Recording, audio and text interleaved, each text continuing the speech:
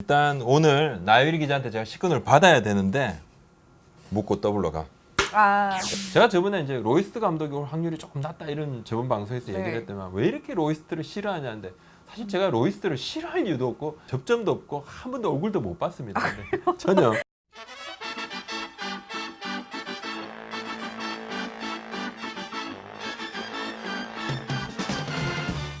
LG 트윈스와 NC 다이노스의 와일드카드 결정전 내기는 제가 승리를 했습니다.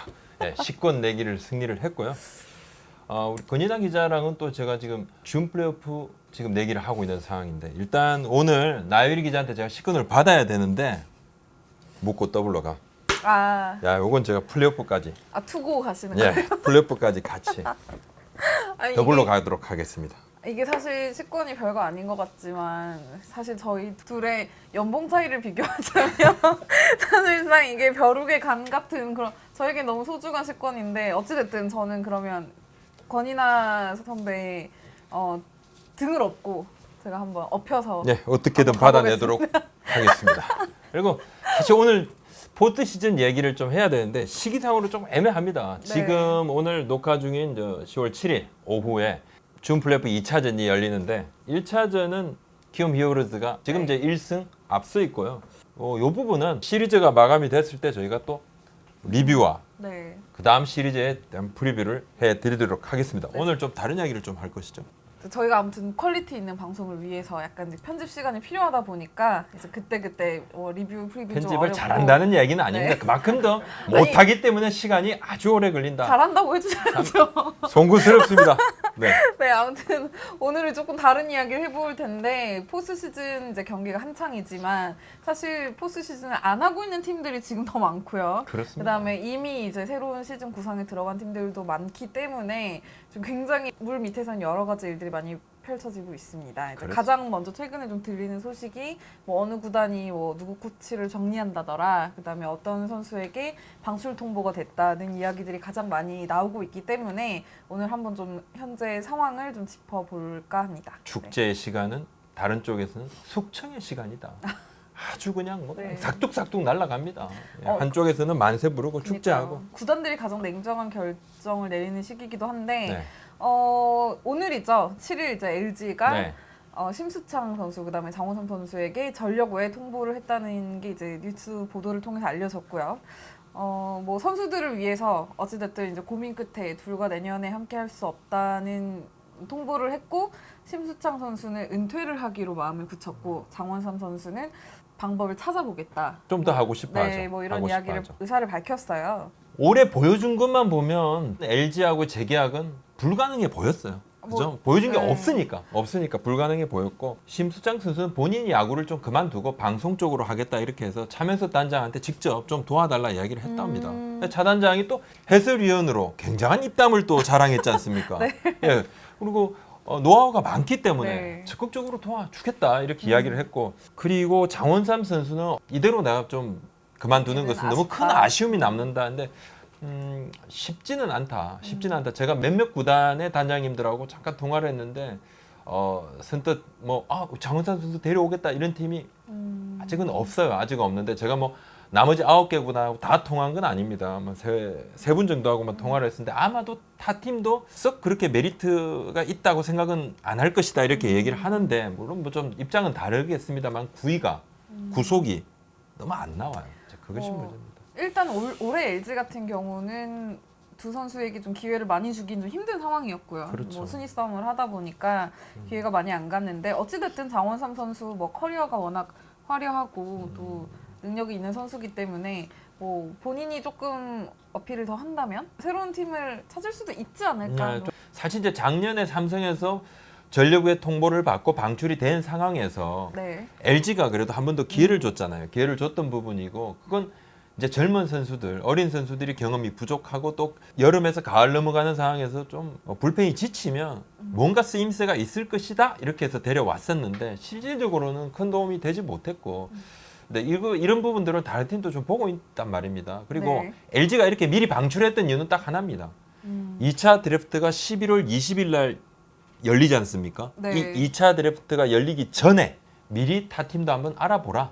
이렇게 참여해서 단장이 좀 미리 배려를 한 측면이 있죠. 왜 또 고참 선수들이고 또 베테랑들이고 하니까 그만큼 좀 예우를 했다. 네. 예우라는 표현을 썼습니다. 차 단장이 직접. 뭐 네. 이야기를 하신 김에 이 부분을 좀 짚고 넘어가자면 2차 드래프트는 2년에 한 번씩 열리는데 네. 작년에는 안 열렸고 올해가 네. 이제 열리는 시기이다 보니까 선수들을 이제 방출하고 정리하고 이 시기가 2차 드래프트랑은 조금 뭐 연관이 있을 거예요. 어떤 선수들 같은 경우는 2차 드래프트 때까지 뭐 굳이 웨이버 공시를 하지 않고 그다음에 또 어떤 선수들에게는 그렇습니다. 방출 통보를 좀 미리 해서 빨리 네. 좀 팀을 찾아볼 수 있는 기회를 열어주는 좀 이런 분위기가 이어질 것 같습니다. 네. 이 2차 드래프트는 사실 이제 전력 불균형을 어느 정도 약간 좀 잡아주는 그런 역할들을 합니다. 이런저런 것 때문에 이제 2차 드래프트를 시행을 하고 있는데 보호 선수 40명을 제외한 나머지 선수가 대상이 되고 2년차까지는 자동 제외가 됩니다. 외국인 선수 당연히 제외되고 네. FA 선수 영입이죠. FA 이적 보상 선수 제외가 되고요. 네. 왜냐하면 이제 11월 초에 FA 공시가 되면 2차 드래프트가 열리는 이제 11월 20일까지 FA 계약이 이루어질 수 있거든요. 그렇죠. 네, 대상은 소속 선수 또 육성 선수 그다음에 군 보류 선수, 육성 군 보류 선수 모두 다 포함이 됩니다. 1라운드 3억 원, 2라운드 지명하면 2억 원, 네. 3라운드 지명을 하면 1억 원 이렇게 총 한 팀이 3명까지. 어찌됐든 이제 보상금이 있기 때문에 그렇습니다. 좀 데려가는 팀 입장에서는 이 정도 금액을 주고 이 선수를 데리고 올 수 있는 가치가 있는지도 좀 저울질을 해보는 뭐 그렇습니다. 그런 그러니까 요소도 있어요. 맞죠. 네. 굉장히 심수창이라든지 장원삼 선수는 보호 선수에서 제외할 것이 확실시 되는데 그렇다고 그러면 2차 드래프트로 이 선수를 데려오겠다 그렇게 하면 돈을 줘야 되잖아요. 네, 그러면 또 연봉과 별개. 그러면 이 선수들이 못 갈 수도 네. 있잖아요. 근데 그런 어떤 문턱조차도 좀 낮춰주려고 했던 그런 LG 구단의 배려였다 이렇게 봐집니다. 일단 LG 소식은 좀 들었고 다른 구단들은 좀 어떤 계획을 가지고 있는지 좀 짚어 예. 넘어가고 싶은데 일단 네. 지금은 거의 사실 리스트업 단계더라고요. 그죠? 리스트업 그러니까 아직 뭐 단계죠. 확실시 발표한 구단은 예. 많지 않았어요. 네, 그렇습니다. 일단 이제 기아 타이거즈는 포스트 시즌에서 탈락했기 때문에 발표를 했는데 네. 김주영, 서동욱, 박경태 선수가 네네, 이제 맞습니다. 방출이 됐는데요. 또 어린 선수들이 몇 명 더 이제 방출 명단이 뭐 나올 수도 네. 있겠습니다만은 좀 관심이 가는 선수가 이제 윤성민 선수인데 사실 그죠? 윤성민 선수는 이제 뭐 FA 4년은 이미 이제 채웠고 이미, 예. 뭐 올해도 1군에서 이제 제대로 던지지 못했기 때문에 과연 기아가 윤성민 선수와의 관계가 어떻게 되는지가 좀 궁금해요. 여전히 훈련 중이죠.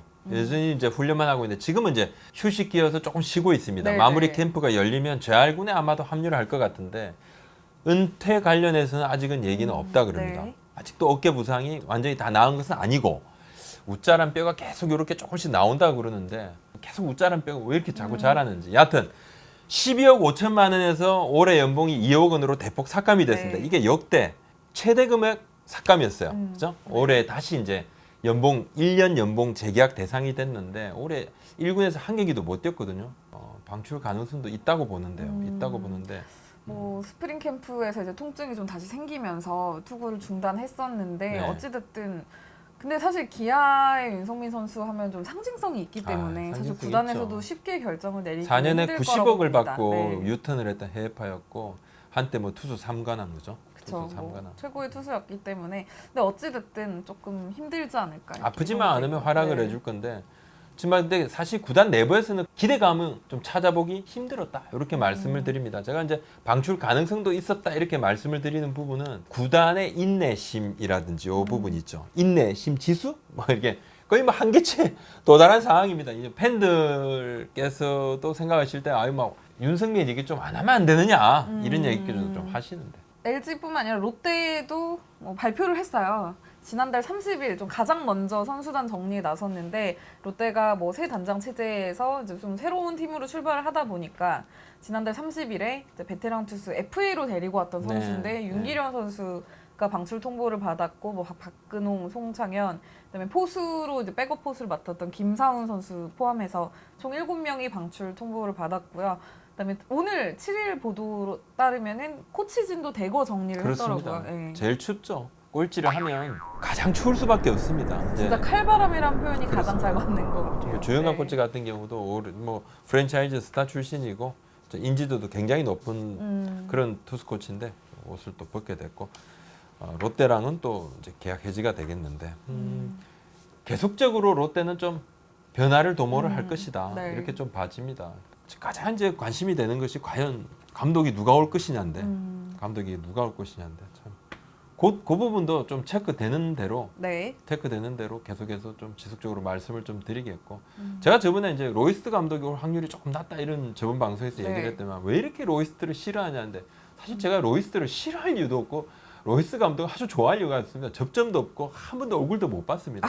전혀. 못 전혀. 보셨어요? 예전에? 예, 그땐 제가 롯데 다른 할 걸 때도? 담당을 하고 있었는데 전혀 네. 뭐 그런 게 없습니다. 네, 그런 게 그렇죠. 없었는데 네. 예. 그런 선입견은 저는 가지고 있지 않습니다. 가지고 있지 않고 미리 한번 말씀을 좀 드립니다. 네, 이제 최하위 롯데가 일단 칼바람이 좀 불고 있는 상황이고 9위를 한 한화도 아직 이제 공식 발표는 없고 현재까지 문재현 투수가 이제 방출이 된 그렇습니다. 상황이고요. 맞습니다. 나머지 뭐 정리에 대해서는 뭐 구체적인 구단 발표나 언급은 없는 상황인데 사실 한화는 이미 작년에도 대규모 방출이 작년에 굉장히 있었어요. 많이 갔죠. 네. 뭐 배영수, 권영 선수는 이제 본인이 요청을 했고요. 예, 스프링 네. 캠프에 1군 캠프에 합류하고 싶은데 2군으로 되니까 나 뭐 자유계약 선수로 풀어달라 이런 이야기를 했었고 또 뭐 심수창 선수, 배영수 선수 나가면서 좀 두산하고 LG로 이렇게 가게 네. 했었죠. 하나도 이제 베테랑 선수들이 좀 많다 보니까 올해 역시 좀 변화가 적진 않을 것 같다는 예상이 들어요. 지금 가장 좀 관심이 가는 선수가 부상 재활을 하고 있는 윤규진 선수인데 윤규진 네. 선수 이제 FA 시즌이죠. FA 시즌이고 또 올 한해 한 번 더 기회는 얻을 것이다 이렇게 좀 봐지고 오히려 이제 송창식 선수가 조금 더 걱정은 좀 됩니다. 구속이 너무 나오지 않아서 네. 이 선수가 뭐 산전수전 다 겪은 선수이고 그쵸. 가장 네. 어려운 시절에 또 부상 재활도 했었고 힘든 고비를 다 넘겨왔던 선수거든요. 근데 지금 이제 130km대 후반 정도의 최고 구속이 머물고 있어서 네. 직구 평균 구속으로 치면 이제 130km대 중반 정도까지 많이 좀 처진 상태거든요. 그래서 윤규진 선수가 올해 3경기에서 평균 자책점이 10.38, 송창기 네. 선수 한 번 나와서 한 경기 나왔는데 좀 안 좋았습니다. 네. 그래서 한번 이 두 선수 윤규진 선수하고 송창기 선수의 좀 나머지 시즌 그죠? 가을에는 좀 뭐 변동이 있을 확률도 있지만 지금으로 보면 오히려 윤규진 선수는 좀 받을 것 같고요. 기회를 부여받을 것 같고 송창기 선수도 한번 좀 봐야 될 것 같습니다. 네. 뭐 SK 같은 경우는 정규 시즌을 2위로 맞춰서 지금 플레이오프를 준비를 하고 있는데 네. 사실 SK도 선수단 구성을 살펴보면 그러니까 과거에 그러니까 SK 왕조 시절에 좀 뛰었던 주축 선수들이나 뭐 최근에 데리고 왔던 유망주급 선수들 중에서 좀 포텐이 터지지 않은 선수들은 좀 2군에 머무는 기간이 좀 많았어요. 그래서 이 선수들이 올해 끝나고 과연 거취가 어떻게 될지 좀 궁금해지는데 뭐 최승준 선수 얘기가 그렇죠. 있더라고요. 네. 뭐 88년 1월생인데 아직은 젊죠. 김현수 선수랑 이제 같은. 네. 그런데 LG 이제 거쳐서 SK로 왔는데 연봉 5천만 원. 올해 10경기밖에 못 뛰었습니다. 타율이 2할 2푼 7리인데 네. 뭔가 계속 지속적으로 자기 자리를 잡지 못하고 기회를 부여를 받아도 전혀 이제 성장하는 모습이 보이지 않는단 말이에요. 근데 연경혁 감독은 뭐 크게 구미가 당기지 않는 눈치입니다. 최승준 선수에 대해서. 네. 솔직하게 그런 눈치고 그렇다 보면 올해 또 이 선수도 상당히 좀 위태로운 또 가을, 겨울을 좀 나야 되는 것이 아닌가 이렇게 좀 생각이 듭니다. 그리고 또 이제 SK 같은 경우는 최병용 선수, 박정근 선수 막 이런 베테랑 선수들이 과연 시즌에 물론 포스트 시즌까지는 아마 박정근 선수가 좀 활약을 할 것 같고 봐야 끝나고 되겠죠. 나서 정리가 어떻게 될지도 좀 궁금해지는데요. 박정근 선수 사실 올해 18경기밖에 안 뛰었습니다. 근데 정규 시즌에서, 네. 9월 28일 날 삼성 라이온즈에서 홈런을 쳤는데 그게 이제 시즌 1호 적인 홈런이었어요. 홈런을 그때 본인의 쳤죠. 정규 시즌 마지막 경기였어요. 역시 이제 가을 사나이잖아요. 네. 박정권 하면 가을 정권 아니겠습니까? 근데 포스트 시즌 한번 봐야 되겠지만 이제 81년생입니다. 이제 내년이면 한국 나이로 이제 40이 되는데 적지 않은 나이도 있고 하니까 뭔가 좀 확실한 걸 보여주지 않으면 구단에서 이제 더 기다려주는 그럴 가능성이 계속 다운되는 것이죠. 그 가능성은 막 그냥 큰 폭으로 뚝뚝뚝 떨어진다. 네. 최병현 선수도 마찬가지 올해 4경기밖에 못 뛰었어요. 못 뛰었고 지금 성적도 그렇게 좋지 않고. 뭐 일단은 SK가 포스트 시즌 아주 중요한 경기를 앞두고 있기 때문에 이 뭐 경기까지 지금 발표하면 지나고 나서 팀 분위기가 흐트러지니까 좀 정리가 보통. 될 것 같고요. 가을 야구 간 팀들은 마치고 이제 발표를 좀 하는 것이죠. 저희는 이제 이러저러한 선수들, 경계선에 있는 선수들에 대한 그냥 언급만 저희가 말하는 게 지금 최종 발표는 아닙니다. 절대 아닙니다. 예. 예상을 해보는 거고요. 그다음에 정규 시즌을 6위로 마친 이제 KT 같은 경우도 최근에 윤근영 선수, 김용주 선수, 그다음 배우열 선수 등 네. 이제 방출 통보를 받았고 최근에 올해 얼군에서 얼굴을 잘 보이지 않은 베테랑 선수들에 대한 정리가 아마 시즌이 다 이제 다른 팀까지 마무리가 되면 좀 될 수도 있지 않을까 예상이 돼요. 또 2차 드래프트 때도 맞습니다. 좀 변화가 있을 것 같고요. 일단 이대용 선수는 2년간 4억 원 계약이 끝났어요. 끝났고, 올해가 이제 두 번째 시즌이었죠. 그렇습니다. 네. 예, 끝났고 2018년에 한 경기 뛰었고 네. 올해 18경기에 타율 1할 4푼 3리인데 아주 안 좋았죠. 1983년생이고 만으로 36인데 2차 드래프트에 풀릴 확률도 있다. 굉장히 있다.